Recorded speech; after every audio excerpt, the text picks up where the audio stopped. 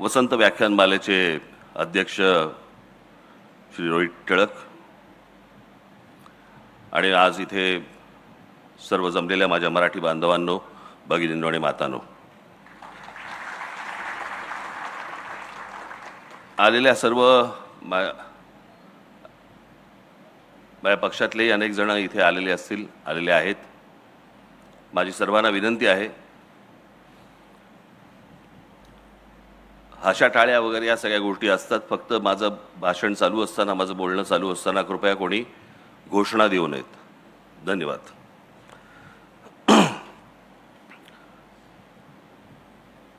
वसंत व्याख्यानमालेमधलं मला आठवतंय त्याप्रमाणे माझं हे दुसरं व्याख्यान. मला का व्याख्यानाला बोलवतात मला आजपर्यंत कळलेलं नाही आहे. मी भाषण करणारा माणूस आहे. व्याख्यान देणं हे विचारवंतांचं काम असतं आणि ती माणसं येऊन देत असतात. हां, जरा कमी झालं तरच बरं होईल. हां हां, पण जरा कमी करा. हां, छान. मागे जेव्हा माझं व्याख्यान झालं होतं त्यावेळेला मला असं वाटतं मागच्या बाहेर एक पटांगण आहे, बरोबर ना? त्या पटांगणामध्ये माझं व्याख्यान झालं होतं. त्याला बरीच वर्ष झाली आता, म्हणजे साधारणपणे त्याला 25-30 वर्ष झाली असतील. आणि त्याच्यानंतर माझं आज इथे व्याख्यान होतंय. तुमचा विश्वास बसणार नाही याची मला पूर्ण खात्री आहे. परंतु काही अशी महत्त्वाची मोजकी काही भाषणं असतात माझी. शिवतीर्थावरचं असेल किंवा पुण्यातलं फर्ग्युसन कॉलेजवरचं, आपलं तुमच्या आईकडचं कुठचं कॉलेज ते हां SP कॉलेजवरचं असेल, किंवा अशी महत्त्वाची जी काही प्रमुख अशी काही माझी भाषणं असतात, हे तुम्ही माझ्या घरच्यांना, माझी इथे मुलगी इथे आलेली आहे, माझा मुलगा इथेच कुठेतरी असेल, उर्वशी आली आहे, आम्ही कुठेतरी असेल, घरी माझ्या पत्नीलाही विचारू शकता. तुमचा विश्वास बसणार नाही, पण माझ्या हातापायाला घाम फुटलेला असतो. माझे हातपाय थंड पडलेले असतात सकाळपासून. अनेक जण म्हणतात की नाही काहीतरी काय बोलतायत. मी खरंच सांगतोय, ज्या दिवशी माझं भाषण असतं असं काही महत्त्वाचं, त्यावेळेला अनेकदा मी सकाळपासून ते भाषण होईपर्यंत कोणाशी बोलत पण नाही. कैद्यांना ताटं येतात ना, तसंच एखादं ताट येतं खाली दुपारचं. इतकं नका पकडू, पण तशाच प्रकारचं येतं.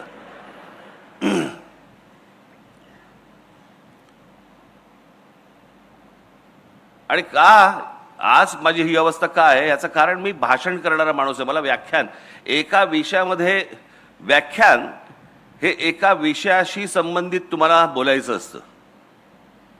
म्हणजे साधारणपणे त्याचं जर समजा ते मी मगाशी म्हटलं कोणाला तरी, म्हटलं ते व्याख्यान ही गोष्ट समजा तुम्ही लिहिलीत तर त्याला निबंध म्हणता येईल. आणि म्हणून त्या एका विषयाशी संबंधित असं हे आज व्याख्यान आहे. अर्थात आजचा जो विषय मला जो दिलेला आहे तो माझ्या अत्यंत जिव्हाळ्याचा विषय आहे आणि म्हणून मी तो तुमच्याशी बोलणार आहे. मी एकदा बाबासाहेब पुरंदरेंना असंच एकदा मी भेटून बोलत असताना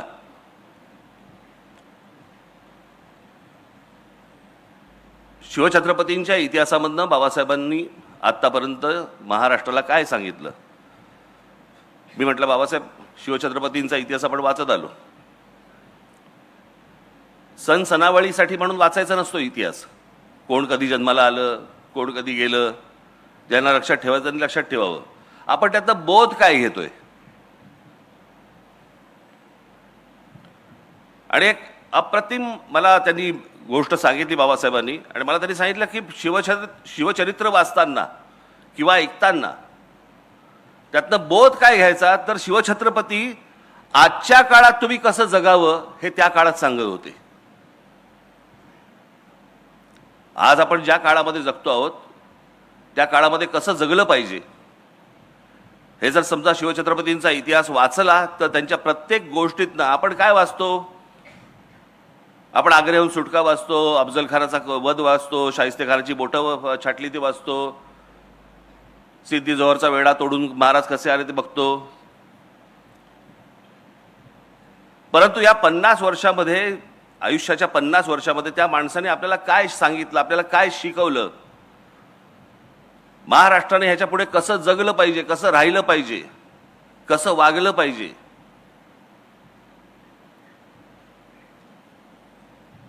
आणि तीच अनेक असंख्य गोष्टींची परंपरा आज ही फक्त महाराष्ट्राला लाभलेली आहे. मी त्या दिवशीचं माझं एक गुढीपाडव्याच्या सभेमधलं माझं भाषण होतं, त्याच्यामध्ये मी झरझर काही लोकांची नावं घेतली. सगळ्यांबद्दलच काही मला बोलता नाही आलं. परंतु तुम्ही महाराष्ट्र हा हे एकमेव राज्य आहे ज्याला आता म्हणजे 47 साली ज्यावेळेला स्वातंत्र्य मिळालं आपल्याला, ती स्वातंत्र्य मिळाल्यानंतर त्या सगळ्या प्रदेशांची राज्य झाली. म्हणून आता त्याला राज्य म्हणावं लागतंय. पण ते एकमेव राज्य असं आहे महाराष्ट्र की ज्याच्यातलं तुम्ही कोणतेही क्षेत्र काढा, त्या क्षेत्रामध्ये तुम्हाला माणसं मिळतील आणि अद्भुत पराक्रम गाजवलेली माणसं मिळतील. हे तुम्हाला भारताच्या देशाच्या कुठच्याही राज्यामध्ये अशी तुम्हाला माणसं सापडणार नाहीत.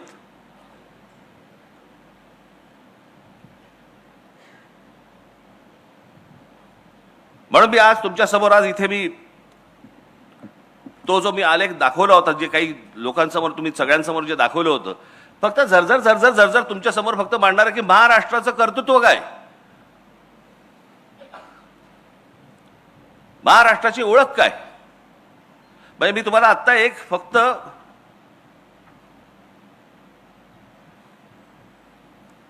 फक्त गोष्ट तुम्हाला मी वाचून दाखवतो.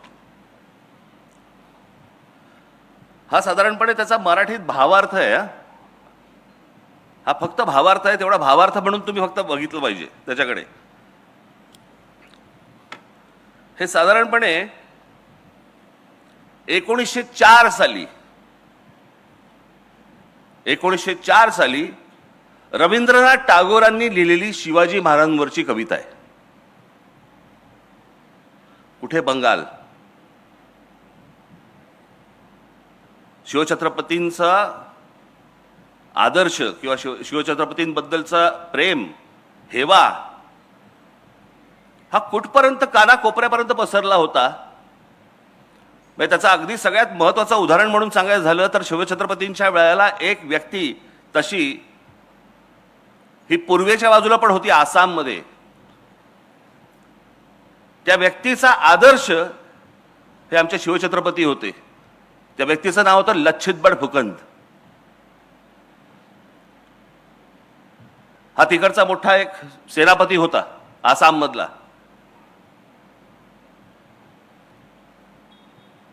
ह्या सर्व लोकांना शिवछत्रपती माहिती आहेत, महाराष्ट्राला नाही कळले.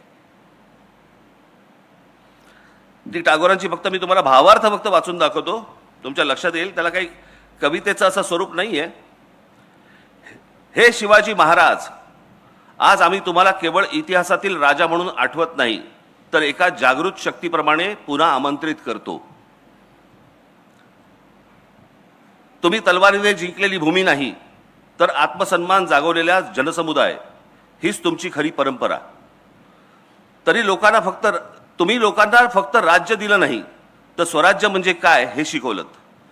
भीतीच्या सावलीतून बाहेर पडून स्वतःच्या अस्तित्वासाठी उभं राहणं हे काय असतं हे शिकवलं. आजही आम्ही तसंच गुलाम आहोत, भीतीचे, आळशीपणाचे आणि परावलंबित्वाचे. तुम्ही शत्रूंशी लढतात, आम्हाला स्वतःशी लढायला शिकायचं आहे. हे शिवाजी, तुमचा उत्सव फक्त ढोल ताशांमध्ये नको, तो आपल्या विचारात, कृतीत, स्वभावात दिसायला हवा. तुमचं नाव घेणं सोपं आहे, पण तुमच्यासारखं जगणं कठीण आहे. तुम्ही साधेपणात महानता दाखवलीत, धर्मात सहिष्णुता आणि सत्तेत संयम. आज आम्ही सत्तेला स्वार्थ समजतो आणि धर्माला भेदभाव आणि राष्ट्राला केवळ घोषणा. शिवाजी महाराज, तुमचा खरा उत्सव तेव्हाच होईल जेव्हा प्रत्येक माणूस स्वतःच्या मनातलं राज्य जिंकेल. उठा, जागे व्हा. तुमची तलवार आता लोखंडाची नाही, तर विचारांची असावी. तुमचा किल्ला आता डोंगरावर नाही तर लोकांच्या विश्वासात असावा. हे शिवाजी आम्हाला पुन्हा शिकवा. स्वराज्य म्हणजे केवळ सत्ता नाही तर जबाबदारी आहे. हे रवींद्रनाथ टागोरांनी तेव्हा 1904 साली लिहून ठेवलेली गोष्ट आहे, जी आम्हाला अजून समजत नाहीये. आपल्याकडची संत परंपरा महाराष्ट्राची कुठेही तुम्हाला सापडणार नाही. कोणत्याही राज्यात तुम्हाला अशा प्रकारचे संत सापडणार नाही ज्यांनी या संपूर्ण या भागाची, या राज्याची, ज्याला आता राज्य म्हणतो आपण, परंतु या संपूर्ण भागाची संपूर्ण वैचारिक मशागत केली. सर्वांना जातीपातीपासून दूर लोटलं, त्यातले भेदभाव सगळे काढून टाकले. आज नुसती आपण फक्त माणसं फक्त बघूया, नुसती माणसं फक्त बघूया. लावा.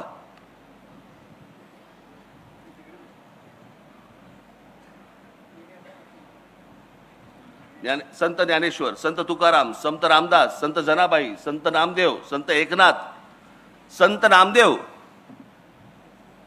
आज जर समजा तुम्ही पंजाबमध्ये गेलात तर पंजाबमध्ये देखील त्यांचा प्रचंड मोठे आज त्यांचे भक्त तुम्हाला पंजाबमध्ये मिळतील. या लोकांनी हे संपूर्ण संत गाडगे बाबा, आज खरं तर सरकारची जी काय तो आहे ना, काय स्वच्छ भारत योजना, आज स्वच्छ भारत योजनेचा खरा सिंबल हा आमचे गाडगे बाबा पाहिजे होते.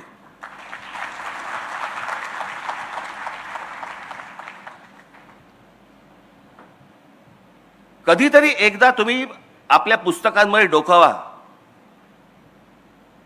आणि महाराष्ट्राची नुसती फक्त परंपरा जरी नुसती बघत आलात, यांनी आम्हाला काय शिकवले. आज जे तुम्ही जगताय ना, आज ज्या वातावरणामध्ये, मी अनेकदा म्हणतो ना, हे बाहेरचे राज्यांमधले जे लोंढे येतात, बाहेरच्या राज्यांमधले लोक महाराष्ट्रामध्ये येतात. काय येतात? कारण जे महाराष्ट्रामध्ये वातावरण आहे ते भारताच्या कुठच्याही राज्यांमध्ये नाही आहे.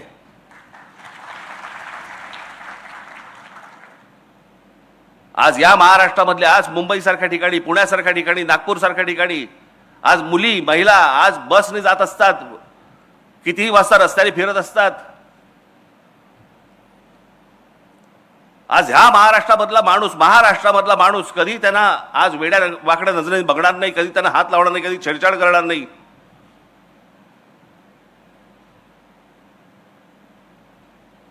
हे अनेक महिला, अनेक मुली, अनेक मुलं हे त्यांचा प्रदेश सोडून महाराष्ट्रामध्ये येतात. अनेक मुली स्वतः येऊन सांगतात की आम्ही दिल्लीसारख्या ठिकाणी, दिल्लीच्या बसमध्ये, त्यांच्या परिवहन बस जी काय सेवा आहे त्या बसमध्ये आम्ही बसू शकत नाही, आम्हाला भीती वाटते. 7 नंतर दिल्लीसारख्या ठिकाणी, देशाची राजधानी, 7 नंतर आम्हाला फिरायला भीती वाटते.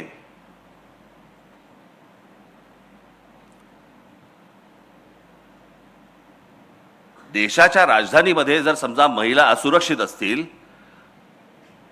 आणि त्या सर्वांना, आज सगळेजण, आज तुम्ही मुंबईमध्ये बघा, हरभजन सिंग पासून सगळेजण आज मुंबईत स्थायिक झालेत.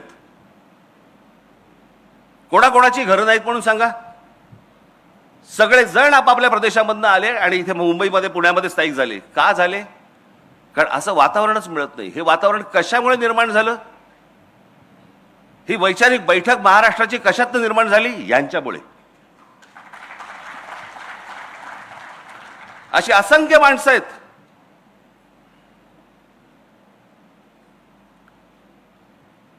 म्हणजे आज पुण्यामध्ये, मला अजूनही आठवते, लहान असताना मी जेव्हा पुण्यामध्ये येत असे, आजही आहे, काही आज वेगळं नाहीये, परंतु आज अनेक, त्यावेळेला पण देखील अनेक महिला, अनेक मुली आज सायकल चालवायच्या, स्कूटर चालवायच्या. हे वातावरण कुठे नव्हतं हो. हा मोकळेपणा आला कुठून? हा मोकळेपणा महाराष्ट्राचा स्थायीभाव होता. महाराष्ट्रामध्ये आज महिला मोकळेपणाने फिरू शकतात, वागू शकतात, बाहेर जाऊ शकतात. या सगळ्या लोकांची जो घडवला ना महाराष्ट्र, याच्यातनं आज आपण हे सगळं बघतो आहोत.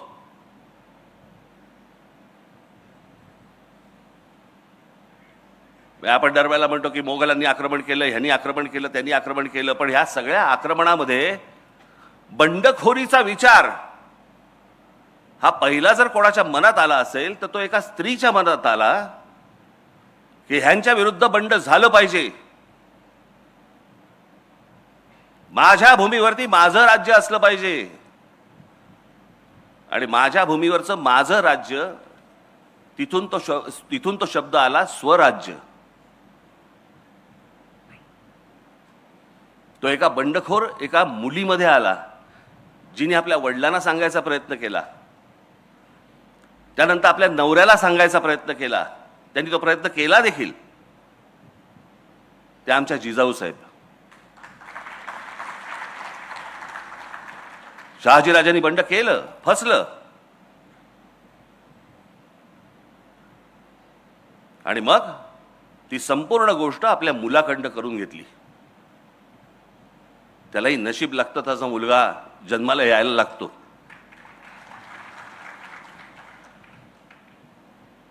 पण विचार करा, आपण शिवछत्रपती शिवछत्रपती या सगळ्या गोष्टी बोलतो, परंतु त्यावेळेला संपूर्ण जो काही पगडा होता, जो मोघली पगडा होता, भाषेवरचा फारसी पगडा होता, आमच्या शिवछत्रपतींनी सांगितलं मराठी शब्दकोश काढा. फारसी जो आपल्यावरचा परिणाम आहे तो सगळा घालवा. संस्कृत ही महाराजांची अत्यंत आवडती भाषा होती, आणि मराठी शब्दकोश निर्माण करण्याचं सगळ्यात मोठं काम हे शिवछत्रपतींनी केलं. त्यावेळेला आम्ही नुसतेच फक्त छत्रपती शिवाजी महाराज की जय आम्ही फक्त घोषणा देणार,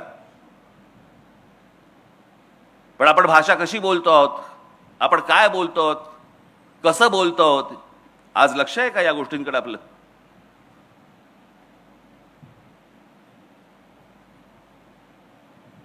नुसती या महापुरुषांचे त्यांचे फक्त जयंती आणि पुण्यतिथ्यांना फक्त आपली आठवण येणार, त्यांची पुतळ्यांना हार घालून आम्ही मोकळे होणार. त्यांनी काय सांगितलं हे आपण संपूर्णपणे विसरलेलो आहोत, आणि म्हणून आज महाराष्ट्राची ही अवस्था आहे.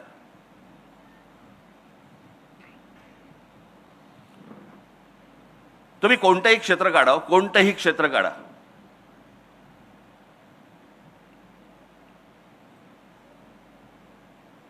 आज शिवछत्रपतींच्या नंतर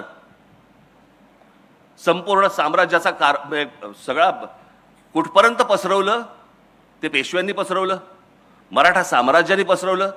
काय केलं? शिवछत्रपतींचा विचार पसरवला. तो शिवछत्रपतींचा विचार कुठून कुठपर्यंत पसरवला? जवळपास 125 वर्ष या संपूर्ण हिंद प्रांतावरती मराठ्यांचं राज्य होतं.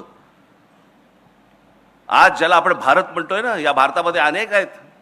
बंगाल आहे, पंजाब आहे, तामिळनाडू आहे, गुजरात आहे, अनेक आहेत. परंतु महाराष्ट्र हा एकमेव आहे ज्यांनी संपूर्ण या भूमीवरती राज्य केलं 125 वर्ष, आणि याच्यातनं नंतर फक्त ब्रिटिश आले,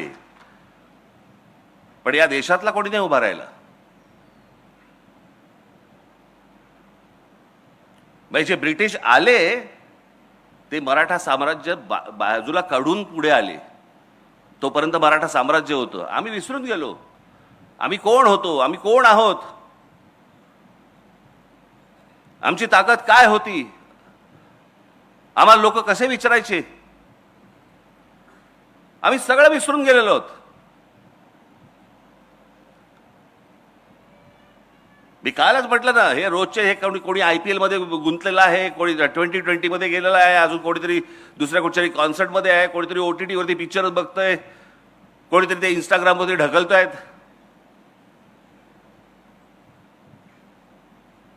मूळ गोष्टींकडे आमचं दुर्लक्ष झालं की कोण आहोत आम्ही,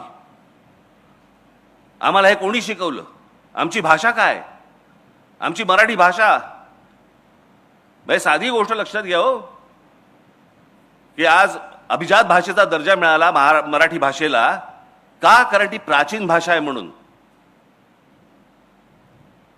आणि आमच्याकडे वाद कसले चालू आहेत महाराष्ट्रामध्ये?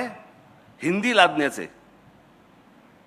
हिंदी ही साधारणपणे आत्ता 150 वर्षापूर्वीची, फार फार तर 200 वर्षापूर्वीची भाषा आहे, 150-200 वर्षापूर्वीची.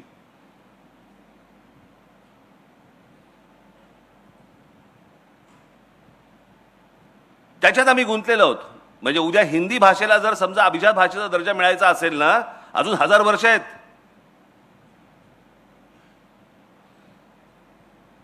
आम्ही गुंतलोय त्याच्यात. भाषेचा कडवटपणा काय असतो ना, आत्ताची एक फक्त तुम्हाला क्लिप दाखवतो. आत्ताची एक गोष्ट दाखवतो. बंगालमधली आहे. सामान्य सर्वसामान्य माणसं आहेत रस्त्यावरची, त्यांच्याशी एक माणूस बोलतोय. ते काय बोलतायत फक्त ऐका. मोठ्याने लाव रे जरा, आवाज नाही का? परत लाव, परत लावते. आवाज मोठा कर त्याचा. हिंदी हिंदी बांग्ला मुझे आता नहीं है, सीख रहा हूँ मैं धीरे धीरे. हिंदी तो आते ना आते, थोड़ी थोड़ी हिंदी, थोड़ी थोड़ी मुझे भालोबाची आती है और 2-4 चीजें आती है. आप लोग भी हिंदी नहीं ना ना, बांग्ला बांग्ला बांग्ला नहीं होता. हिंदी से हिंदी का हिंदी आती है हिंदी, लेकिन अभी हिंदी नहीं. हिंदी करते हैं भाषा है ना, जोड़ने के लिए एक दूसरे को जोड़ने के लिए एक भाषा है. बांग्ला से ज्यादा बाहर लगेगा, लेकिन इससे अच्छे बात कीजिएगा हिंदी में. बाहर इंग्लिश बोलेंगे ना, बाहर इंग्लिश, हिंदी भाषा আপনি যেমন বাংলা শিখছেন, আমরা যেমন হিন্দি শিখছি. क्या नाम है आपका? अपने पाहिले किती कडवट आहेत.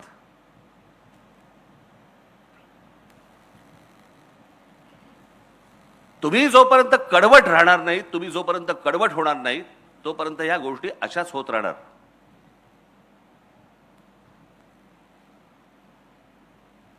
या सगळ्या मंडळींनी येऊन जे तुम्हाला सांगितलं आजपर्यंत, जे आम्हाला शिकवलं, सांगितलं. वानखेडे स्टेडियमवरच्या भर मॅच मध्ये ज्या वेळेला आमचा सचिन तेंडुलकर येतो ना, त्यावेळेला पहिलं भाषण तो मराठीत करतो. मला अभिमान वाटतो त्याचा. होय, भारत रत्न आहे, पण आपली भाषा नाही विसरला, आपलं राज्य नाही विसरलं, आपली माणसं नाही विसरला, आपली जागा नाही विसरला. आणि आमची लोक, इतरचे लोक येतात, त्यांच्याशी भांडताना पण हिंदीत भांडतात. बरं, तुला येत पण नाही हिंदी.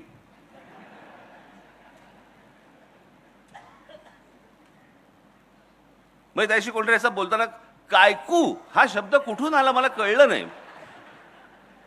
हा कुठच्याही भाषेत नाहीये शब्द. ऐसा कायकू करताय, कायकू कुठून आला हा शब्द? बरं बोल, माझा भाषा कुठचीच वाईट नसते.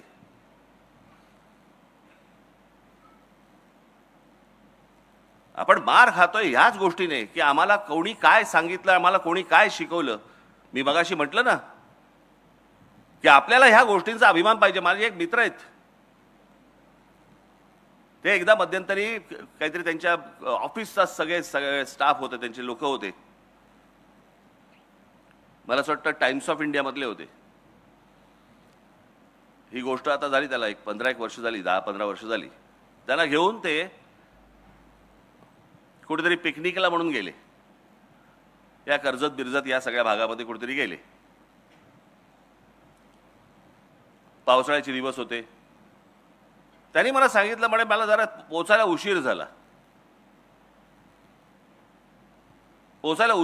मी बघितलं तर आमच्या म्हणे वर्तमानपत्रामध्ये काम करणारे एक 10-12 बंगाली लोक होते. मुलं मुली अशा सगळे बसले होते. आणि ती मुलं मुली रवींद्रनाथ टागोरांच्या कविता आणि गाणी म्हणत होते. त्याला रवींद्र संगीत म्हणतात. बंगाल सोडून महाराष्ट्रामध्ये आहेत, महाराष्ट्राच्या एका वर्तमानपत्रामध्ये काम करतायत आणि इथे आल्यावर देखील त्यांचं रवींद्र संगीत ते विसरलेलं नाहीत. आणि आमच्याकडे लेखक कोण आणि कवी कोण हा जातीतनं पाहिला जातो.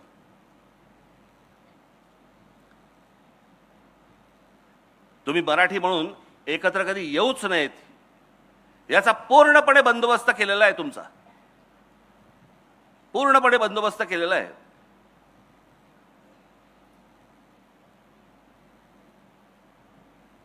आत्ता काल परवाकडे कोणतरी ते कोणी साधू आहेत ना, संधी साधू,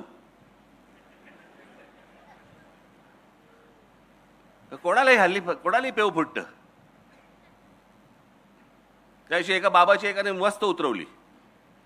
मी कुठेतरी त्याची कोणाकडे तरी क्लिप पाहिली, ती फार फार सुंदर उतरवली त्याची. त्याने विचारलं काय बाबा, सीता स्वयंवर में रावण जी आए थे क्या? बरं, आता ह्यांना काही सगळंच माहिती असतं ना, वरती काही लावलं की सगळंच माहिती असतं. तर बोला हाँ आए थे. अच्छा, तो उनको न्योता देने कौन गया था? तो बोले नहीं, वो राम जी के कोई थे, उनके साथ वाले जो थे उनको न्योता देने गए थे. अच्छा, तो न्योता पहुंच गया वहां पे? तो बोले हाँ, इसीलिए तो आ गए. अच्छा, तो राम जी उसी रास्ते से क्यों नहीं गए? वो सेतु क्यों बांधा?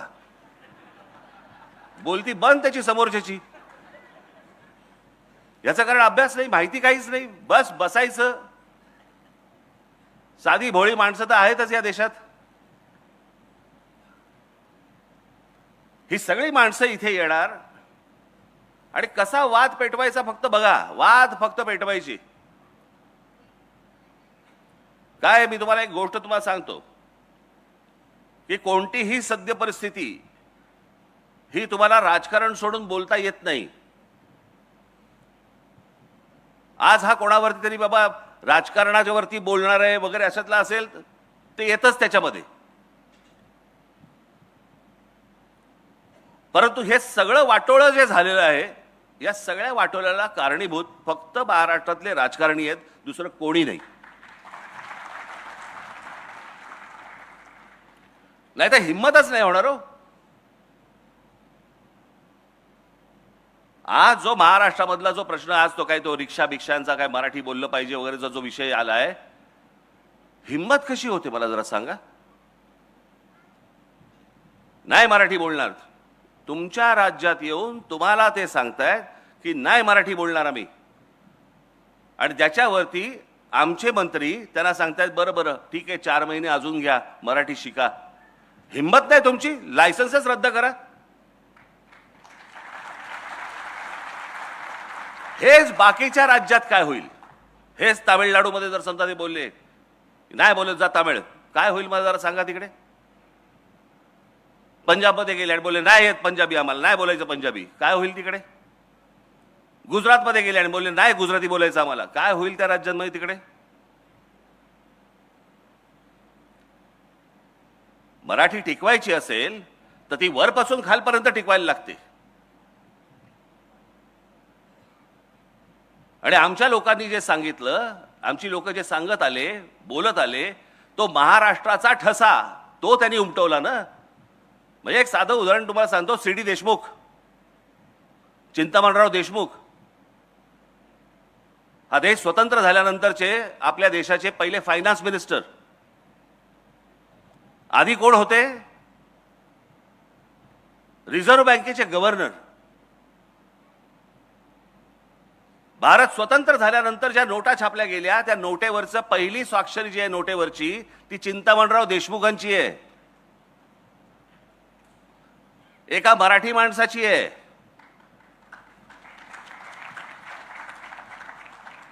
पण ज्या वेळेला संयुक्त महाराष्ट्राचा लढा पेटला आणि मुंबई महाराष्ट्रात राहणार का गुजरातमध्ये जाणार हे ज्यावेळेला त्याचा लढा ज्यावेळेला सुरू झाला, संयुक्त महाराष्ट्र समितीचा लढा ज्यावेळेला सुरू झाला, त्यावेळेला लोकसभेमध्ये या चिंतामणराव देशमुखांनी पंडित जवाहरलाल नेहरूंना सांगितलं की तुमच्या मनामध्ये महाराष्ट्राबद्दल चांगला विचार नाहीये,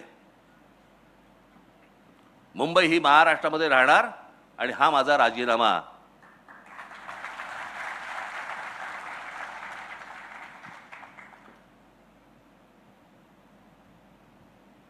तो माणूस IAS होता. त्यांना जेवढे मार्क मिळाले तेवढे आजपर्यंत IASच्या परीक्षेमध्ये, स्पर्धा परीक्षेमध्ये आजपर्यंत एवढे मार्क कोणालाही मिळाले नव्हते. ते CD देशमुख, ते महाराष्ट्राच्या स्वाभिमानासाठी पंडित जवाहरलाल नेहरूंसमोर राजीनामा फेकतात. हा महाराष्ट्र. आणि आम्ही काय करतोय? आमचं लक्षच नाही महाराष्ट्राकडे.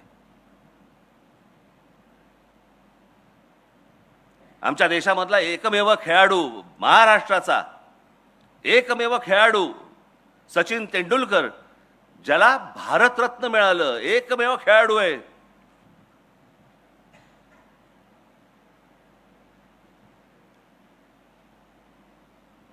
आम्हाला काय, मॅच बघतोय, आनंद घेतोय, बस झालं, संपला विषय. हे दुसऱ्या कोणत्याही राज्यामध्ये असतं ना, त्यांचं काय केलं असतं. थोडा लाईट लावा रे लोकांमध्ये. मला असं वाटतं मी एकटाच बोलतोय. लोकांमधले लाईट आहेत का? माझ्यावरचा नाही. हा बघ, हा लोकांमध्ये आहेत की नाही लाईट? अरे तापायला लागलं रे माझ्या मागे. हा, आज मी जर चुकत नसीन तर आज दादासाहेब फाळकेंची जयंती. माहितीच नाही आम्हाला कोणाला. आज आम्ही OTT वरती बघतोय, चित्रपट बघतोय, आम्ही मजा घेतोय, चित्रपटांची मजा घेतोय. अरे पण ज्या भारतामध्ये पहिल्यांदा चित्रपट सृष्टी आणली, चित्रपट ज्या माणसाने पहिला बनवला, तो आमचा मराठी माणूस दादासाहेब फाळके. आम्हाला विसरच पडलेला आहे या लोकांचा.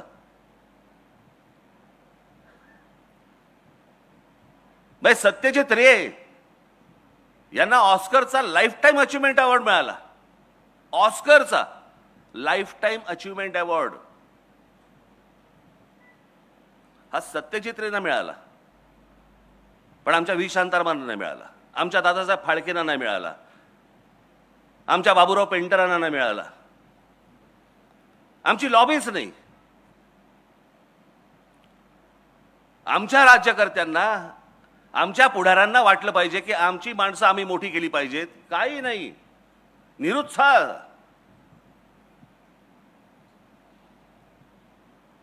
आमच्या लोकांना मोठं बोलण्यातच आम्हाला पाप वाटायला लागलं.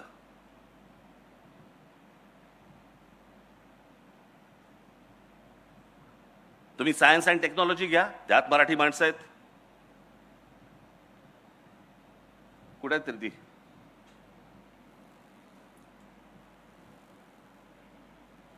गोवारीकर आहेत, माशेलकर आहेत, अनेक लोक आहेत. माशेलकर या माणसाने आज आम्हाला कळत नाही, आम्ही जातो खंडोबाला, जातो खंडोबाच्या इकडे जातो, आम्ही तुमचा काय त्याला काय हळद असते ना तिकडे, भंडारा, आम्ही उधळतो तिकडे भंडारा. भंडारा म्हणजे काय? हळदच ना. या हळदीवरती अमेरिकेने पेटंट सांगितलं होतं की हे नाही आमचं आहे म्हणून. अमेरिकेने जागतिक स्तरावरती आमचे माशेलकर भांडले आणि ते पेटंट भारताला मिळवून आणलं की हळद आमची आहे. आम्ही रोज सकाळी देवाला लावताना हळद लावतो, कुंकू लावतो, पण आमच्या त्या हळदीचं पेटंट हे ज्या माणसाने आणलं आमच्याकडे, आम्हाला माहित नाहीये. आम्हाला महत्वच नाही आमच्या माणसांचं. काही देणं घेणं नाहीये. मी त्या दिवशी सांगितलं ना तुम्हाला, महाराष्ट्रामधले संगीतकार, मराठी संगीतकार तर असंख्य होऊन गेले, पण देश पातळीवरचं, जागतिक पातळीवरचं लक्ष्मीकांत कुडाळकर, लक्ष्मीकांत प्यारलाल मधले लक्ष्मीकांत हे कुडाळकर होते. आमच्या कुडाळमधले आमचा मराठी माणूस होता. 6300 गाणी दिली आजपर्यंत. 6300 गाणी कशाला म्हणतात हो? काय आहे आमच्याकडे? लक्ष्मीकांत कुडाळकरांच्या नावाने आमच्याकडे काही आहे? छत्रपती शिवाजी महाराज ही महाराष्ट्राची ओळख. डॉक्टर बाबासाहेब आंबेडकर ही महाराष्ट्राची ओळख.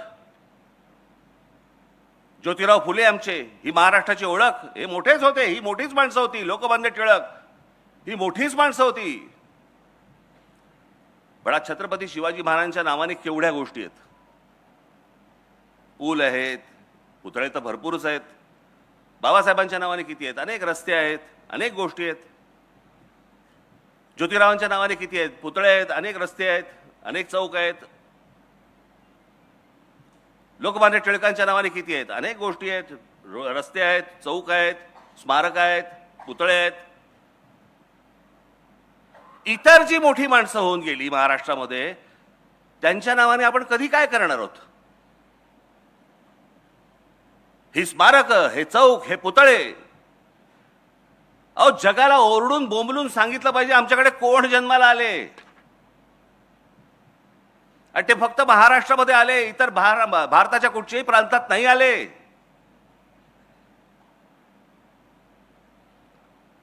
काँग्रेसची स्थापना याच महाराष्ट्रात झाली.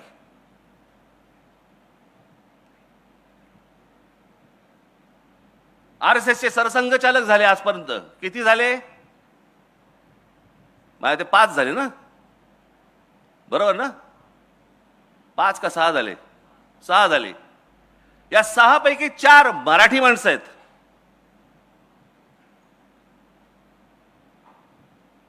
म्हणजे या देशामध्ये सर्वात मोठे जे काही पक्ष किंवा संघटना ज्या काही उभ्या राहिल्या,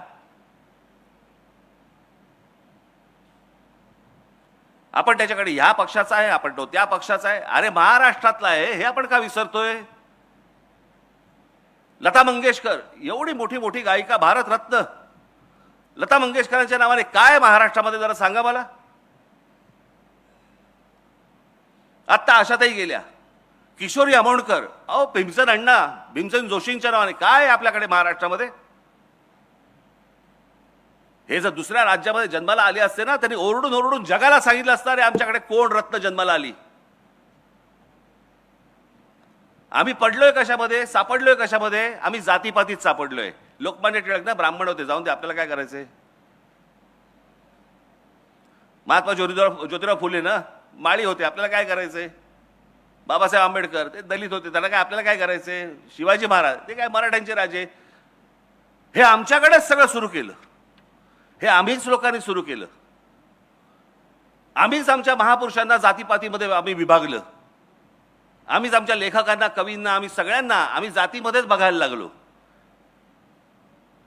पुस्तकाचं नाव नाही बघायचं, पुस्तकाचा लेखक बघायचा आणि त्याप्रमाणे पुस्तक विकत घ्यायचं की नाही घ्यायचं आम्ही ठरवायचं. कोण काय बोललंय याच्यावरती आम्हाला काही देणं घेणंच नाही रे. इतका विभागलेला, इतका बेसावध मराठी माणसापेक्षा दुसरा माणूस नाही भूतलावरती.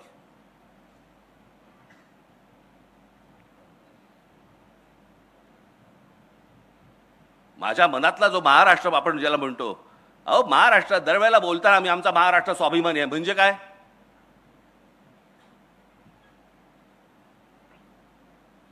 म्हणजे काय आम्हाला कळतच नाही. बरं, अनेक सुशिक्षित लोक आहेत त्यांनाही समजत नाही. मी नेहमी सांगत असतो ना, माणूस सुशिक्षित असून उपयोगाचा नाहीये, तो माणूस सुज्ञ असावा लागतो. ते मध्यंतरी काय ते झालं ना, ते काय सिंदूर काय ते युद्ध काय ते झालं सगळं, आणि मग सगळे जण सुरू झाले, कराची ले लिया, इस्लामाबाद ले लिया, आणि काय अजून काय घेतलं, लाहोर ले लिया. साला म्हटलं हे घेऊन करायचं काय याचं. समजा उद्या लाहोर घेतलं तर लाहोरमध्ये सत्ता कोणाची. बाकी सगळं पाकिस्तानचं, मध्ये लाहोर फक्त भारताची. असं कसं होऊ शकतं. काही थापा मारतात आणि आमची लोक टाळ्या वाजवतात. घेतलं बरं का एकदाच लाहोर, जणू का हात सोडून आला होता तिकडनं. काही माहिती नाही, कशाचा कशाला काही पत्ता नाहीये. आपल्याच जगामध्ये, आपल्याच विश्वामध्ये दंगलेले असतात, रमलेले असतात. जा एकदा बाहेरच्या राज्यांमध्ये बघा, दुसऱ्या भाषांमध्ये कधी दुकानाच्या पाट्या तरी लागतात का बघा. आज महाराष्ट्रामध्ये अनेक ठिकाणी, आज भाईंदर बिंदर या ठाणा बिणा अनेक ठिकाणी आज गुजराती पाट्या लागतात. पुण्यामध्ये गुजराती पाट्या लागतात. माझा भाषेला विरोध नाहीये, भाषा तिकडे गुजरातमध्ये, भाषा कुठलीही चांगली, पण ते तिकडे त्या राज्यात ज्या राज्याची राजभाषा जी आहे त्याच भाषेमध्ये इकडचे बोर्ड लागणार, याच्यावरती आपण ठाम राहिलं पाहिजे. आणि मग माझ्या सहकाऱ्यांनी उद्या सर समजा काहीतरी केलं की लगेच आमचेच बोलणार. खरं तर मारायला नव्हतं पाहिजे. मग काय करायला पाहिजे होतं? आरती ओवाळायला पाहिजे होती त्याची. काय करायला पाहिजे होतं? सर्वात महत्वाची गोष्ट कोणती? यांची हिम्मत होते. या सगळ्या गोष्टी, आम्ही मराठी बोलणार नाही, तुमच्या राज्यात आम्ही गुजराती पाठी लावू, आम्ही तुमच्या राज्यात येऊन आम्ही मुंबईला बॉम्बे म्हणू. म्हणजे गंमत बघा, बॉम्बेचं मुंबई, खरं तर मुंबईच नाव आहे त्याचं, आणि मद्रासचं चेन्नई हे एकाच वेळेला झालंय. 96 साली का 97 साली. पण सगळे लोक बोलताना बरोबर चेन्नई बोलणार आणि इथे बोलताना बॉम्बे म्हणणार. हॉटेलची नावं बदललेली लक्षात राहतात रे. ओबेरॉयचं ट्रायडंट झालं की लगेच लक्षात राहते यांच्या. नाही ट्रायडंटला जायचंय. अरे पूर्वी ओबेरॉय होतं ना. नाही आता ट्रायडंट झालं. मग मुंबई झालेलं लक्षात राहत नाही. बरं, तो आमचा भावनेचा विषय आहे. तिथे 7 आयलंड्स होती, बेटं होती. त्या 7 बेटांवरती फक्त एक मंदिर होतं, ते मुंबा देवीचं मंदिर होतं. आणि मराठी माणूस देवीला आई म्हणतो. तो तिथे जाताना कुठे चाललास? मुंबईला चाललो, मुंबईचं दर्शन घ्यायला चाललो. याच्यातनं ते मुंबई हे नाव आलं.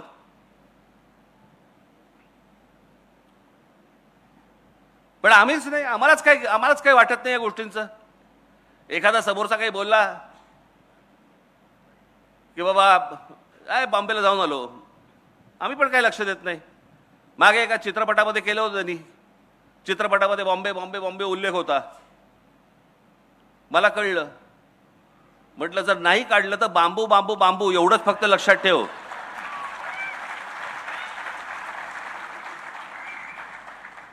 मग आले वटणीवरती. आम्हाला हे करायला का लागतंय? मी हे सतत जे बोलतोय, मी जे सतत तुम्हाला सांगतोय, हे का सांगतोय? हे सांगतोय एवढ्यासाठी सांगतोय बाबांनो, मी खरंच सांगतोय तुम्हाला, ही इतकी भीषण वेळ आहे आत्ताची. सगळ्या बाजूनी इमारती उभ्या राहत आहेत. तुम्हाला कंट्रोल, तुमच्या हातातच कंट्रोल नाहीये. सगळ्या उद्योगपतींनी, बिल्डरांनी, सगळ्यांनी ताबा घेतलेला आहे. तुम्ही कोण आहात, काय आहात, कसे राहणार आहात, कसे जगणार आहात, कुठून फिरणार आहात, काय, ह्याच्याशी त्याला काही कर्तव्य नाहीये. आणि आमच्याकडे राज्याच्या राज्य संपूर्ण सरेंडर झालेलं आहे. हे काय हेच राज्यकर्ते म्हणत नाही, ह्याच्या अगोदरची राज्यकर्ते सगळे बिल्डरांना आणि उद्योगपतींना सरेंडर होतात. आणि आज काय गोष्टी चालू आहेत हे तुमच्या डोळ्यात देखत घडतंय. तुमच्या डोळ्यात देखत सगळं बदलतंय. तुमच्या डोळ्यात देखत भाषा बदलतीये. तुमच्या डोळ्यात देखत, म्हणजे आज महाराष्ट्र राज्याचा एक मंत्री मंगल प्रभात लोढासारखा माणूस आज तुमच्या नाकावर टिचून सांगतो, ज्या वेळेला आता गॅस सिलेंडर मिळत नव्हते त्यावेळेला सांगतो, जैन लोकांसाठी म्हणून गॅस दिले जातील, गॅस पुरवठा केला जाईल, गॅस सिलेंडर दिले जातील जैन लोकांसाठी. महाराष्ट्र राज्याचा मंत्री जैन लोकांसाठी काम करणार. महाराष्ट्र राज्यासाठी काम करायला पाहिजे हे सोडून ह्यांची हिंमत कशी होते? याची हिंमत एवढ्यासाठी होते कारण तुम्ही अंगावर जात नाही. आणि आम्ही अंगावरती गेल्यानंतर तुम्ही बोलता हे कशाला अंगावर जात आहेत. पण हे त्याशिवाय होणार नाही. मला या विषयामध्ये बोलण्यासारख्या असंख्य अनेक गोष्टी आहेत, परंतु या सगळ्या गोष्टींना एक कुठेतरी राजकीय किनार आहे म्हणून मला ह्या व्यासपीठावर मांडायची नाहीये. नजीकच्या काळात ज्याला भाषण करीन त्याला टराटरा फाडून ठेवीन, पण आज नको. माझी तुम्हाला विनंती आहे की महाराष्ट्र काय होता, महाराष्ट्र काय आहे हे एकदा तुम्ही जरा वाचा, समजून घ्या. ही माणसं कोण होती? मी फक्त तुम्हाला एक झरझर फक्त तुमच्या समोर फक्त दाखवून घेतो तुम्हाला, म्हणजे तुमच्या लक्षात येईल की आपण काय गमावलंय, खरं तर काय कमावलं होतं. दाखव. महाराज मगाशी सांगितलंच तुम्हाला यांच्याबद्दल काय, मी काय सांगणार. जा पुढे. संभाजीराजांबद्दल जा पुढे. बाळाजी विश्वनाथ पेशवे, पहिले बाजीराव पेशवे, अहिल्याबाई होळकर, तात्या टोपे, हे सगळे आम्ही पुस्तकात बघितलेत, वाचले, लक्षात नाही, आम्हाला माहितीच नाही. झाशीची राणी लक्ष्मीबाई. मी गंमत सांगतो तुम्हाला, माझे एक मित्र आहेत, आता जाऊ देत, ते सोडून द्या. हा इथे आपला इथे काय हो, जा पुढे, मागे जा जरा. हा लक्ष्मीबाईंचा पुतळा, हा इथे पुतळा आहे नाही का, हा बालगंधर्वच्या इकडे. मी गाडी चालू होतो, माझ्या बाजूला बसले होते, तर मी म्हटलं, असं बघितलं, म्हटलं काय लक्ष्मीबाईंचा पुतळा केलाय, सुंदर केलाय ना. हो हो, छान केला. झाशीच्या राणींसारखा पण दिसतो ना. मी बोललोच नाही पुढे. मी पुढचा प्रवास मी सहज नुसतं न बोलताच आलो. मी म्हटलं जाऊ दे, मरू द्यायला काय समजून सांगणार.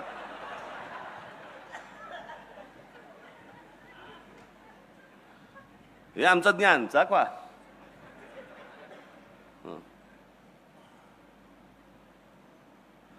एक मिनिट मागे जा. हे भाऊ लक्ष्मण अजिंक्य, हे आपल्याला माहिती नसतील, परंतु मुंबईतला भाऊचा धक्का यांनी बांधला. जिथे कोकणामध्ये येणाऱ्या सगळ्या बोटी ज्या यायच्या त्यांच्यासाठी जो धक्का बांधला गेला, हे जे सांगतात ना मराठी माणसाचं कॉन्ट्रीब्युशन काय, पुढे जा. नाना जगन्नाथ शंकर शेठ, मी फक्त तुमचं त्यांचं वक्तव्य वाचून दाखवतो तुम्हाला. जगन्नाथ शंकर शेठ, शिक्षण, वाहतूक आणि संस्था उभ्या करत त्यांनी मुंबईला केवळ व्यापार केंद्र न ठेवता विचारांचं महानगर बनवलं. यांचं सगळ्यात मोठे कॉन्ट्रीब्युशन ब्रिटिशांच्या बरोबरीने, म्हणजे माणसं आमची शिकली पाहिजेत, ब्रिटिशांचा काळ होता, त्यांना बरोबर घेऊन पण भारतासाठी, आपल्या माणसांसाठी त्यांनी शाळा कॉलेज उभी केली. कोणती? एल्फिन्स्टन कॉलेज यांच्यामुळे, विल्सन कॉलेज यांच्यामुळे, सर जे स्कूल ऑफ आर्ट यांच्यामुळे, ग्रँड मेडिकल यांच्यामुळे. हे या माणसामुळे झालेलं आहे. आम्हाला काही त्याचं पडलेलं नाही आहे. कोण नाना शंकर शेठ, कोण आहे ती माणसं, काही देणं घेणं नाही आम्हाला. जा पुढे. सीताराम खंडेराव वैद्य.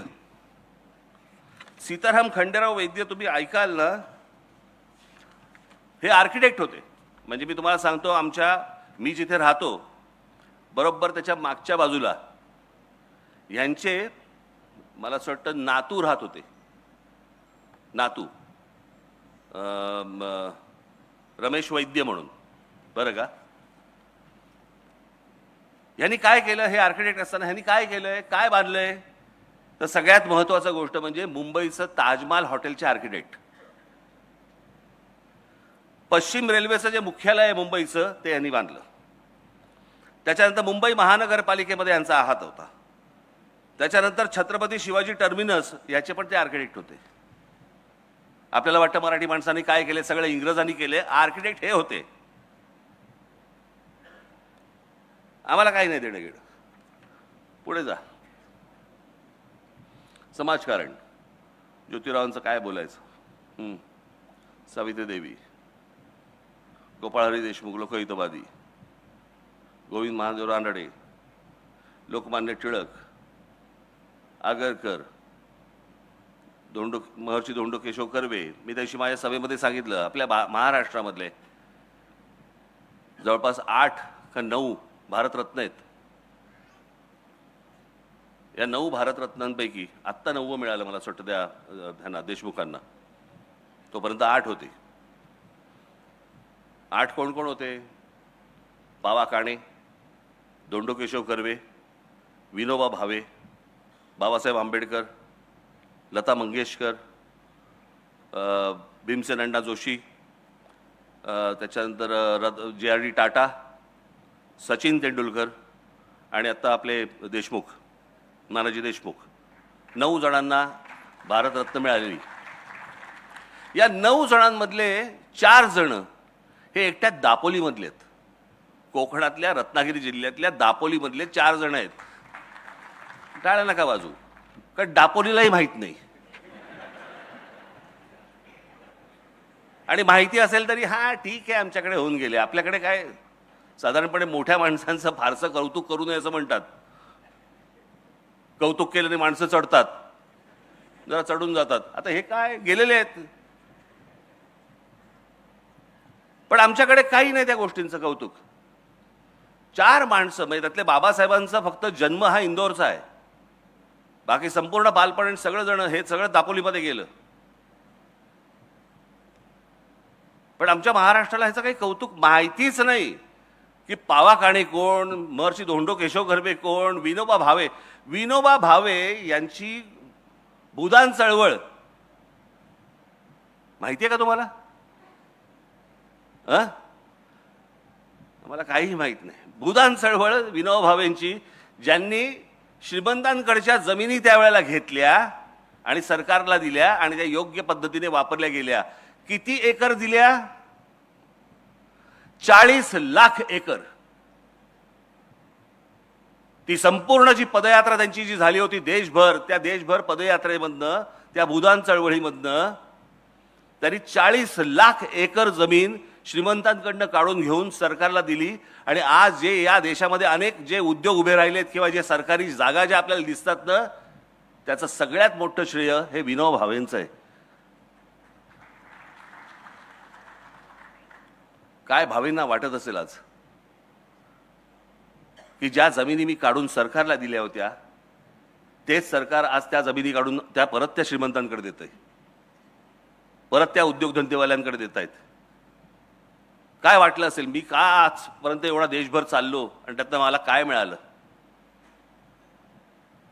आम्हाला या लोकांचं काही वाटतच नाही आहे. लोकांचं पुढे जा. पंडित रमाबाई, आनंदीबाई जोशी, त्या काळामध्ये विचार करायचा, परदेशामध्ये जायचं आणि डॉक्टर व्हायचं. विचार करून बघा त्या काळात, म्हणजे तो कोणता काळ होता? समुद्रावरनं गेल्यावर तुम्हाला हिंदू धर्मात तुम्ही राहणार नाही, तुम्हाला दुसऱ्या धर्मात जावं लागेल. काहीतरी आचाट विचाट काहीतरी कल्पना असायच्या त्यावेळेच्या. म्हणजे त्यावेळेला आमचे दादासाहेब फाळके देखील परदेशात गेलेच की, अनेक लोक गेले, गांधी गेले की. गांधींनी कुठचा धर्म बदलला? पण त्यावेळेला ते काहीतरी असायचं, विहिरीत पाव टाकला की धर्म बदलतो. कुठला पाव टाकला की?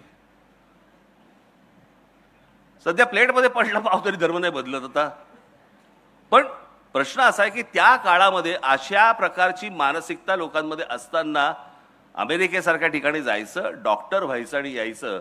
पहिली स्त्री डॉक्टर होणारी या देशामधली, तेही महाराष्ट्रामधलं महिलांचं कर्तृत्व हे जितकं अफाट आहे तेवढं तुम्हाला कुठच्याही राज्यामध्ये मिळणार नाही. तुम्हाला कोणत्याच राज्यात मिळणार नाही.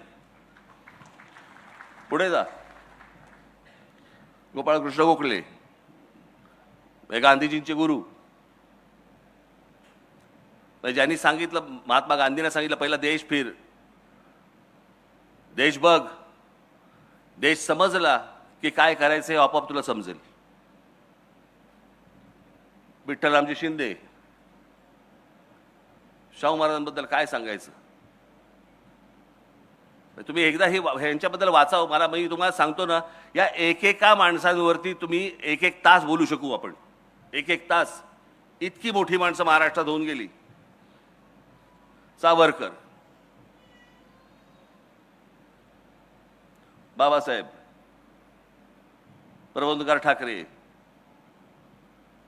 भाऊराव पाटील, ताराबाई मोडक, विनोबा भावे सांगितलं मगाशी, नाना पाटील, क्रांतिसिंह नाना पाटील, चिंतामणरावांचं मगाशी सांगितलं तुम्हाला मी, पंजाबराव देशमुख, रामानंद तीर्थ. ही लक्षात ठेवा नावं आणि घरी जाऊन वाचा यांच्याबद्दल.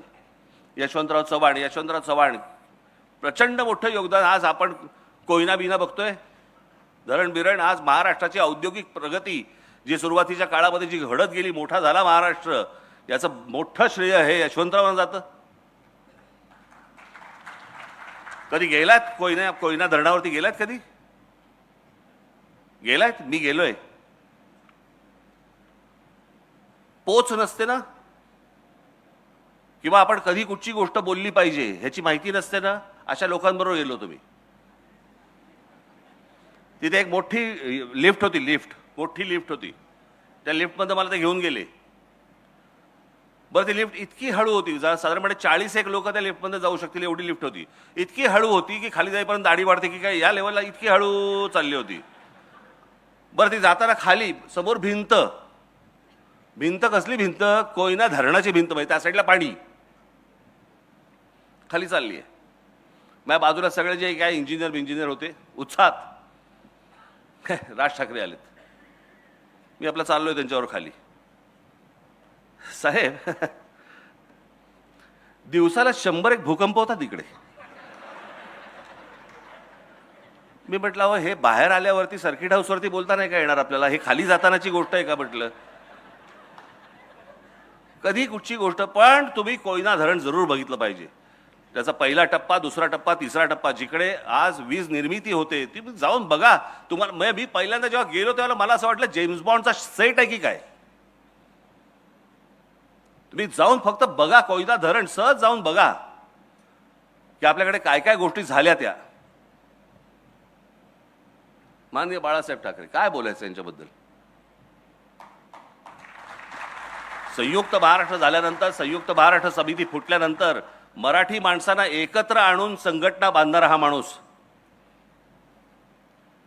या देशामध्ये, संपूर्ण देशात हिंदूंना हिंदू म्हणून मतदान करायला लावणारा हा देशातला पहिला माणूस.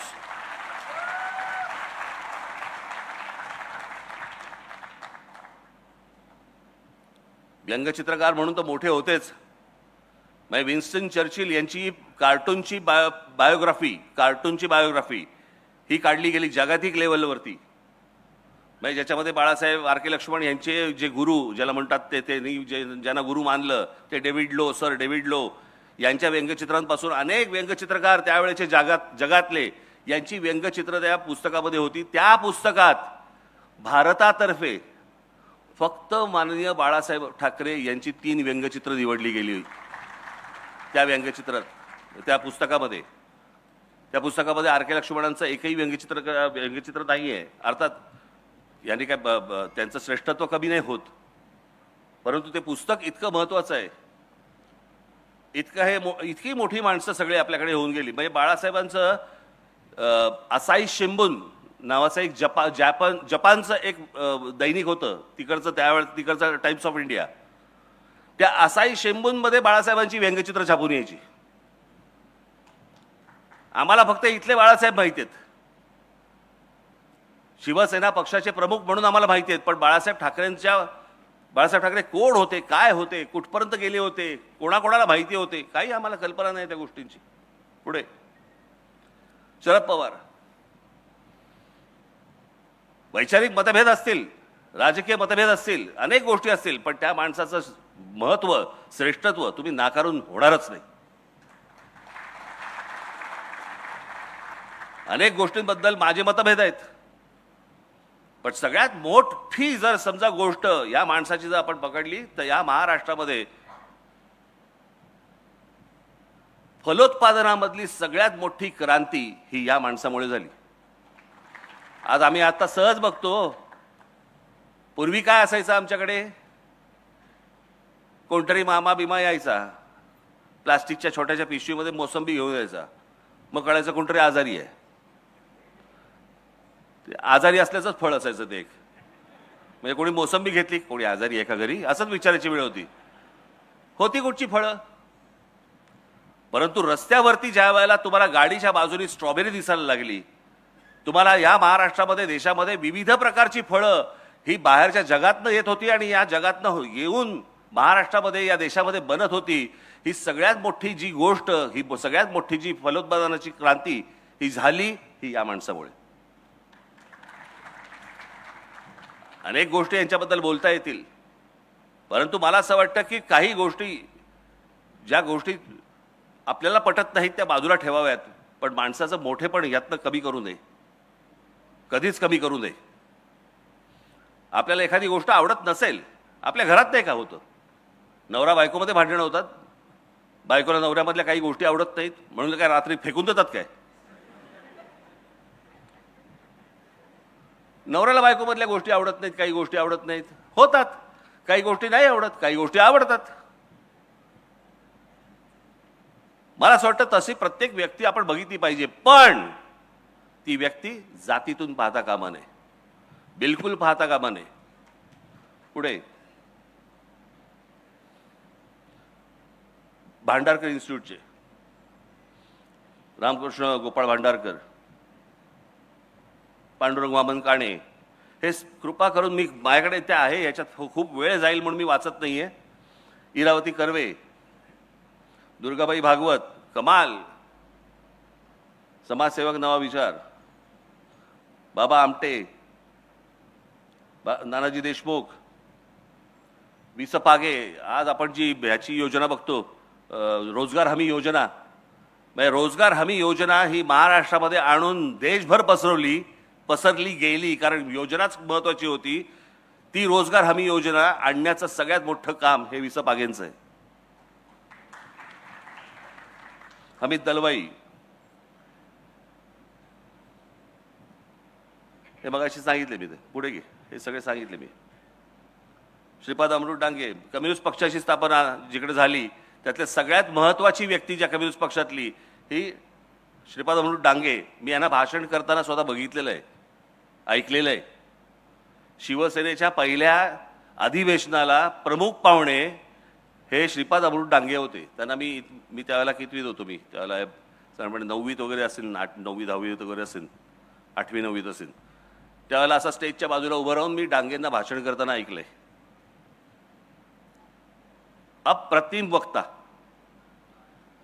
ही जी संपूर्ण ज्याला आपण म्हणतो ना कामगार चळवळ ही निर्माण करणारी ही सगळी मोठी माणसं. शेतकरी कामगार पक्ष, त्याची स्थापना 1946 सालची स्थापना आहे शेतकरी कामगार पक्षाची.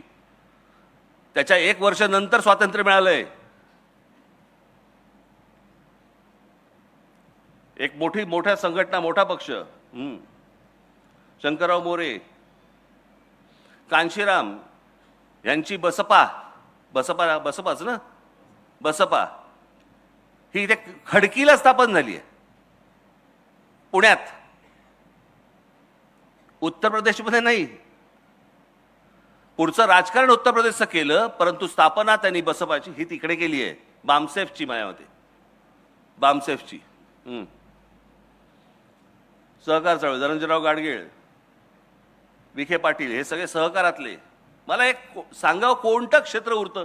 पुढे पुढे जा. तात्यासाहेब कोरे, इतिहासकार, विका राजवाडे, सरदेसाई, शेजवलकर, बेंद्रे, बाबासाहेब पुरंदरे, रणजित देसाई, गजाननराव मेहेंदळे, बिचारे आत्ताच गेले, विज्ञान, गोवारीकर, नाराळीकर, माशेलकर, भाटकर, पत्रकारिता, बाळशास्त्री जांभेकर, वेलकर.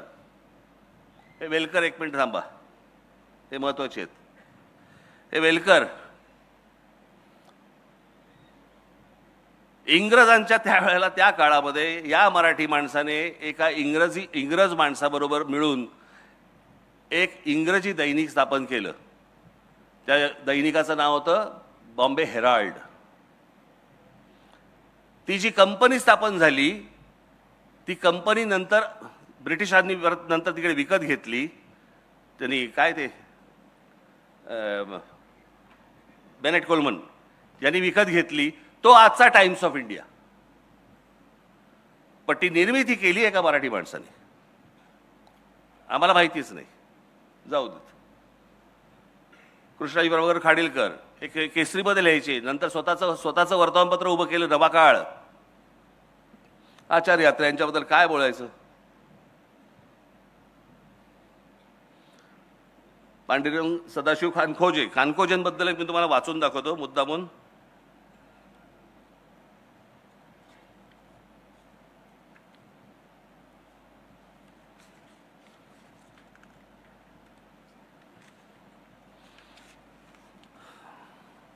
म्हणजे आपल्याला कळेल आपण कुठे पोहोचलोय ते.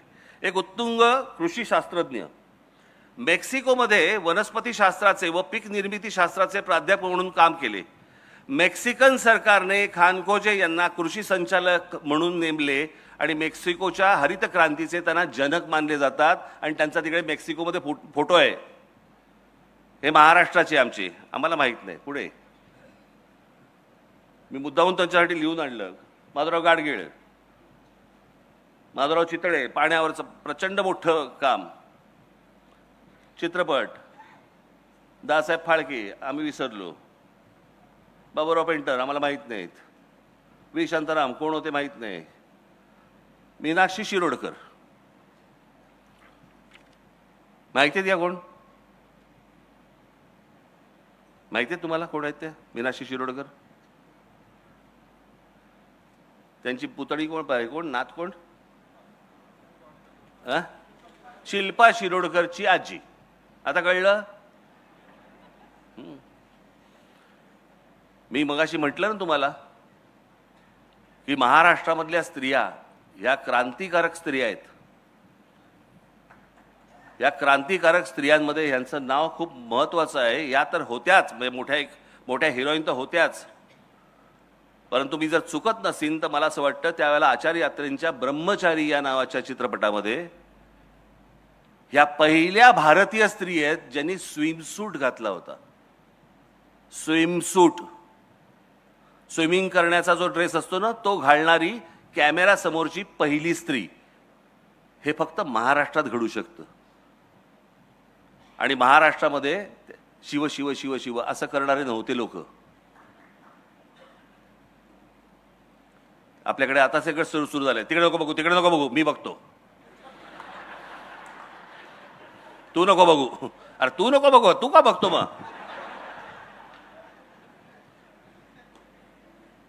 पुढे शोभना समर्थ. शोभना समर्थ ह्या तर हिरोईन होत्याच, पण यांची सगळ्यात मोठी देण मराठीमधली त्या म्हणजे त्यांच्या दोन्ही मुली, एक तनुजा आणि एक नूतन. या दोन मोठ्या हिरोईन ह्या त्यांच्या दोन्ही त्यांच्या मुली.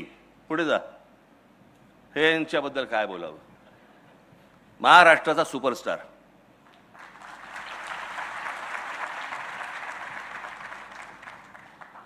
पण आमच्याकडेच नाकं बुरडणारी जास्ती. आता वाटेल ते बघतील त्या इंस्टाग्रामवरती, पण दादा कोंडके म्हटल्यानंतर नाही नाही फार अश्लील बोलायचे. अश्लील सध्या जे काय OTT प्लॅटफॉर्मवरती जे सुरू आहे सगळ्या चित्रपटांमध्ये आणि मालिकांमध्ये ते काय आहे?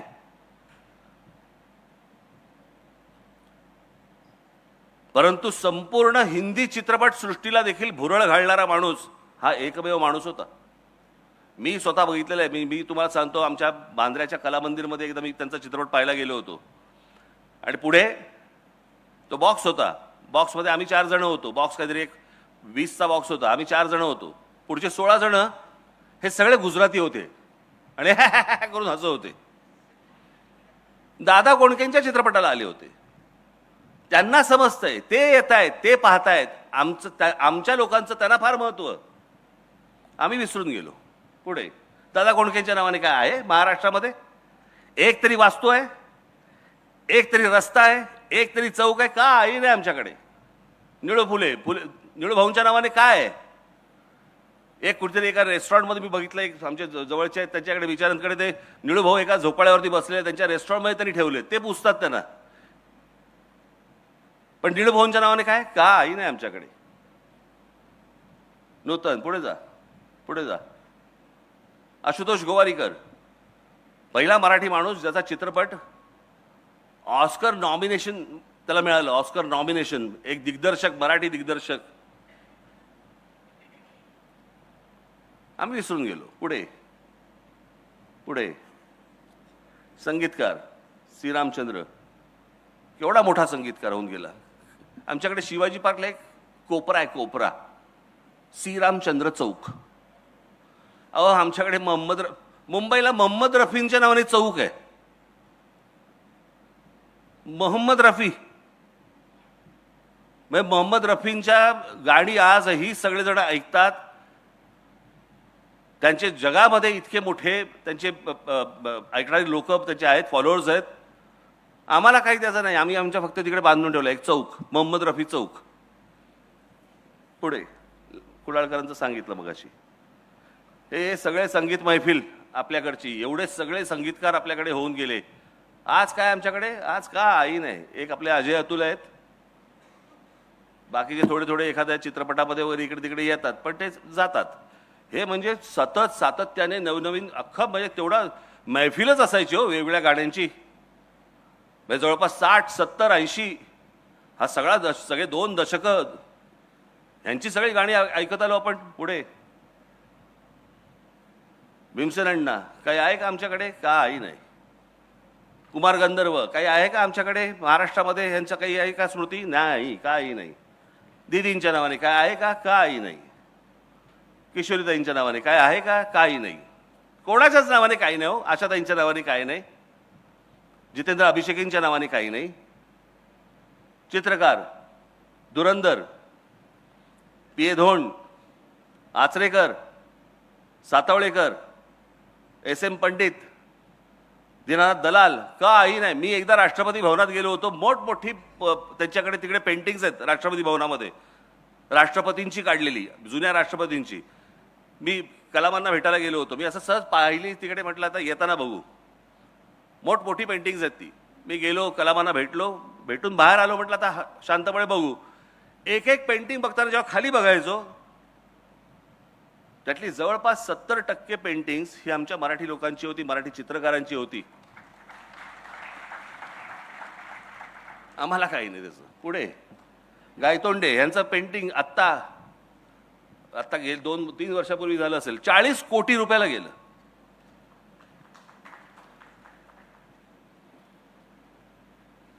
बाबूराव सडवेलकर, रवी परांजपे इथे आमच्याकडे पुण्यामध्येच प्रचंड मोठा माणूस, प्रचंड मोठा चित्रकार. सदाशिवराव साठे, आम्हाला माहितीच नाही साठे कोण. गेटवे ऑफ इंडियावरती अनेक पुतळे आहेत असे, पण गेटवे ऑफ इंडियावरती जो महाराजांचा जो पुतळा आहे, अश्वारूढ पुतळा, तो साठेंनी उभा केलाय. हे त्याचे शिल्पकार. पुढे जा. राम सुतार, आता गंमत सांगतो, राम सुतार प्रचंड मोठा शिल्पकार. किती मोठा? यांनी बनवलेल्या वल्लभभाई पटेलांच्या पुतळ्यावरती तो पुतळा चीनमध्ये गेला. चीनमध्ये तो प्रचंड मोठा पुतळा त्या पुतळ्यावरनं बनवला, आणि जो आता गुजरातमध्ये वल्लभभाई पटेलांचा पुतळा जो आहे ना, तो मूळ पुतळा राम सुतारांचा. आम्हाला माहित नाही. आम्ही जातोय तिकडे पुतळे बघतोय, वा वा छान, चला. उद्योग. शंतराव किर्लोस्कर, पुणा. गरवारे इथेच. दाजी काका गाडगीळ, चितळे. एस एच केळकर म्हणजे जगभरामधली अनेक जी परफ्युम्स येतात तुम्हाला आज आपण वापरतो, याचा जो अर्क जातो ना अनेक ठिकाणचा, तो एस एच केळकरांकडनं जातो. मोठमोठ्या परफ्युम्सचा, मोठमोठ्या ते काय ज्या असतात त्या सुगंधी गोष्टी. वजे पण बीजी शिर्के आमच्या इथलेच.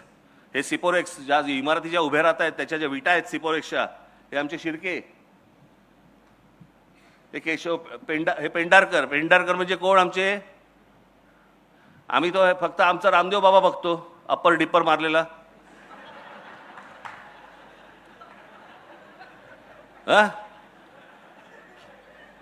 ते ट्रकवाले येतात ना अप्पर डिप्पर मारतात, एक अप्पर एक डिप्पर चालू असतं त्याचं. हे विको वज्रदंतीचे मालक, जे आजपर्यंत आम्ही ऐकत आलो, वज्रदंती विको वज्रदंती, हे विको वज्रदंतीचे मालक. पुढे वासुदेव कोलटकर कसले? मी मध्यंतरी एक माहिती आहे मुलाखत दिली होती, त्याच्यामध्ये मी सांगितलं होतं आमची ठाण्याची मिसळ मामलेदारची इतकी तिखट असते, ती इतकी तिखट असते की जेव्हा तुम्ही पैसे भरायला जाता त्याला एक माणूस पॅन्ट खाली करून कैलास जेवण लावून देतो.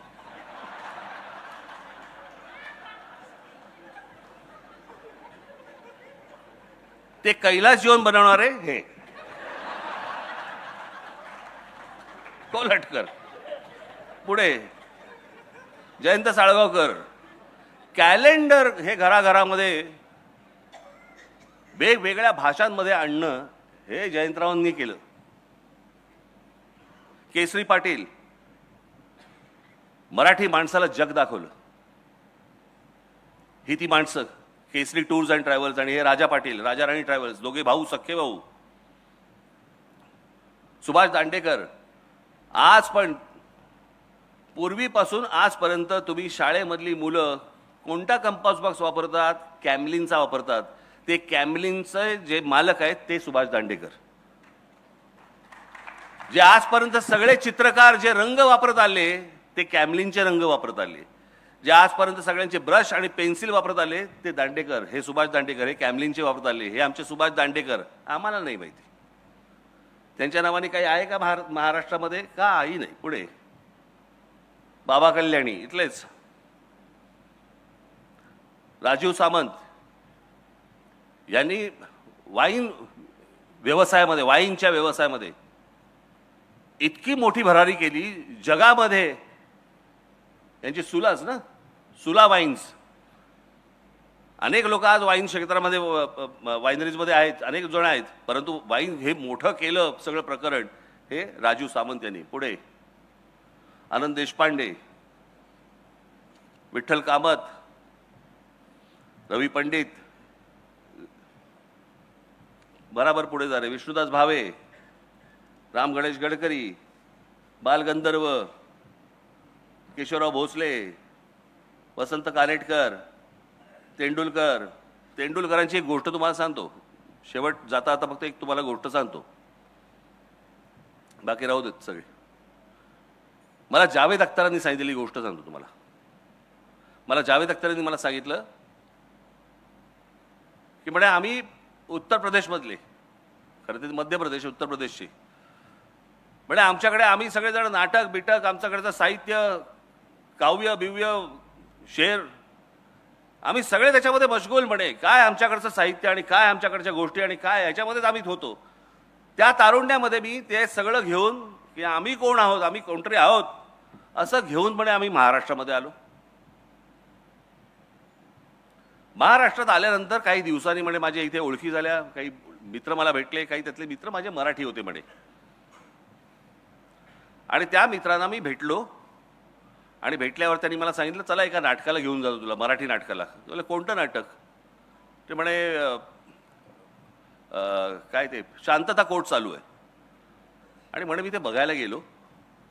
हे त्यांचं वाक्य सांगतो. मी ते नाटक पाहिलं आणि त्या क्षणाला मला असं वाटलं मी थोबाडीत मारून घ्यावी.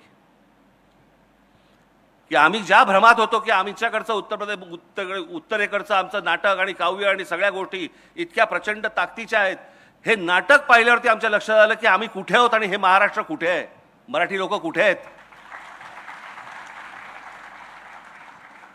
हे बाहेरच्यांना जाणवतंय महाराष्ट्राचं महत्व. महाराष्ट्राला कधी जाणवणार आहे? तुम्हाला कधी कळणार आहे आपण कोण आहोत, आपल्याकडे काय आहे, आपल्याकडे काय ताकद, आपले पूर्वज काय बोलून गेले. हे आपले पूर्वजच. या लोकांनी इतक्या खस्ता खाल्ल्या, इतकी तपश्चर्या केली, इतक्या गोष्टी केल्यात या महाराष्ट्रासाठी, ज्याचं या महाराष्ट्राला शून्य कौतुक आहे. आणि आम्हाला काही त्याच्याशी देणं घेणं नाहीच. आम्ही सहज दुसऱ्याशी सहज हिंदीमध्ये बोलायला लागतो. माझं तुम्हाला फक्त सांगणं आहे आज, बाकी सगळं सोडून द्या. सगळ्या गोष्टी होत राहतील, आम्ही त्या सगळ्या गोष्टी करत राहू. महाराष्ट्रामधल्या मराठी माणसांनी फक्त मराठीमध्ये बोलावं, समोरचा हिंदीत बोलला तरी चालेल.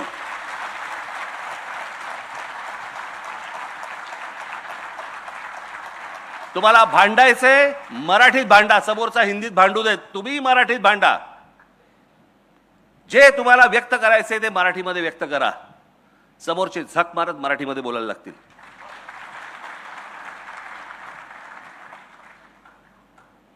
आज मला मराठी बोलणारा महाराष्ट्र हा माझ्या स्वप्नातला महाराष्ट्र आहे, हा माझ्या मनातला महाराष्ट्र आहे. एकदा तुम्ही भाषेवरती जर समजा टणक राहिलात आणि कडक राहिलात, बाकीच्या गोष्टी आपोआप घडतील. माझी तुम्हाला हात जोडून सगळ्यांना विनंती आहे, तुम्ही इथे जमलेल्या सर्वांना आणि इथे माझे प्रसार माध्यमाचे लोक जे आले असतील त्यांच्या मार्फत जे महाराष्ट्रामध्ये जे कोणी लोक बघत असतील, ऐकत असतील, त्या सर्वांना माझं सांगणं आहे, जिथे कुठे जाल, जिथे कुठे बोलाल, ज्यांच्याशी कोणाशी बोलाल, समोरचा मराठी असो अमराठी असो, कोणी म्हणजे कुणी असू देता मराठी, तुम्ही सगळेजण त्याच्याशी मराठीमध्ये बोलावं एवढी फक्त हात जोडून विनंती करतो. आज रोहितराव मला तुम्ही आज इथे बोलवलं, मला माहिती नाही मी किती वेळ बोललो, बोलण्याच्या ओघात जरा जास्ती बोललो असेल, परंतु समजून घ्या माझं म्हणणं काय आहे ते. आणि त्याप्रमाणे मला असं वाटतं याच्या पुढचा महाराष्ट्र आपण सगळेजण घडू ही एक इच्छा व्यक्त करतो आणि आपण सर्वांची मी रजा घेतो. धन्यवाद. जय हिंद, जय महाराष्ट्र.